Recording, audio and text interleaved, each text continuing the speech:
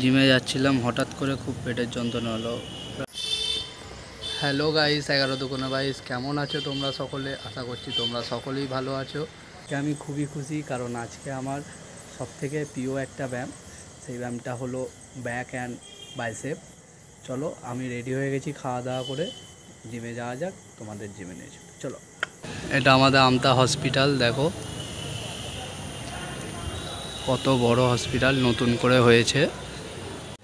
জিমে যাচ্ছিলাম, হঠাৎ করে খুব পেটের যন্ত্রণা হলো। প্রায় সন্ধ্যে থেকে যন্ত্রণাটা হচ্ছিল, ওষুধ খেয়েছিলাম কমে না।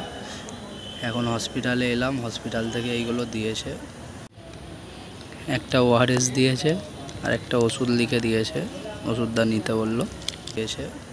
দেখা যাক জিমে যাই, ব্যায়াম করতে পারি কি না। ব্যায়াম না করতে পারলে বাড়ি চলে আসবো, আর কি করা যাবে।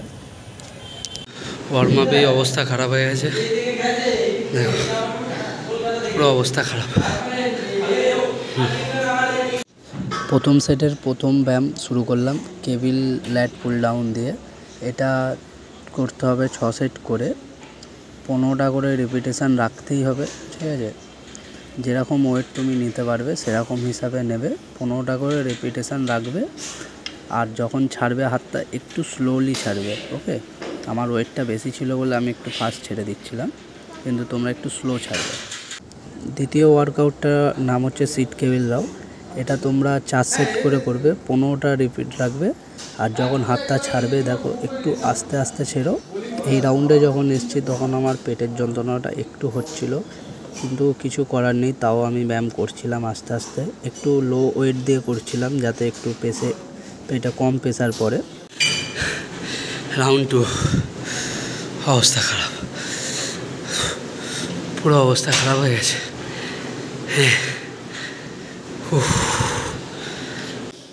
ফিভারটা সেম প্রসেস, 4টে করে সেট করবে, ওয়াইল্ড ধরবে হাতটা, দেখো আমি ওয়াইল্ড ধরেছি, ক্লোজ গ্রিপটা করবে না, ওয়াইল্ড ধরবে, হাতটা বড় করে ধরো, আর একটু ওয়েট নেওয়ার চেষ্টা করবে, আর ম্যাক্সিমাম 12টা থেকে 15টা যাওয়ার চেষ্টা করবে, ওকে?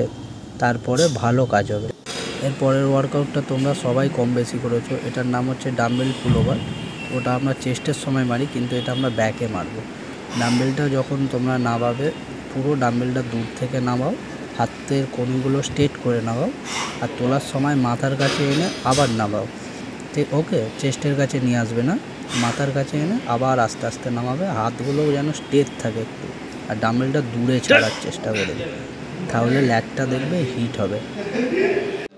এই ওয়ার্কআউটটার নাম হচ্ছে সিঙ্গেল আর্ম ল্যাট পুল ডাউন। এই ওয়ার্কআউটটা যখন তোমরা করবে একটু ওয়েট নেওয়ার চেষ্টা করবে, আর হাতের পজিশানটা দেখো, কোনাইটা দেখো কতটা আমি চেস্টের বাইরে রাখছি, ওকে? চেস্টের সামনে রাখবে না, একটু বাইরে খুলবে। চেস্টের সামনে রাখলে তাহলে ল্যাটটা তোমার কাজ হবে না, একটু দূরে খুলবে আর আস্তে আস্তে ছাড়বে। 20 কেজি একটা, 15 দুটো, ওয়ান সাইড 50 আর ওয়ান সাইড 50, টোটাল 100 কেজি আছে। চলো 100 কেজি দিয়ে কতগুলো মারতে পারি দেখি।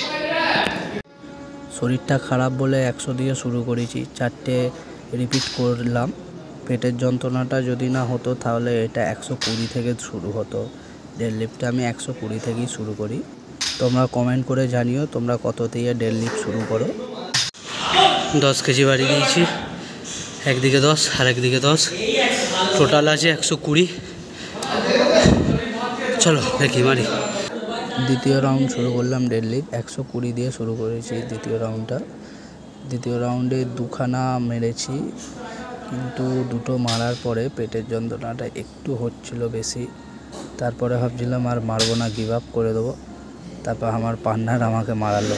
10, 10, 15, 15, 20, টোটাল হলো 70 KG. One side 70, one side 70, 140 KG. চলো দেখি কতগুলো মারতে পারি। 140 আছে, প্রণাম করে নিলাম ভালো করে।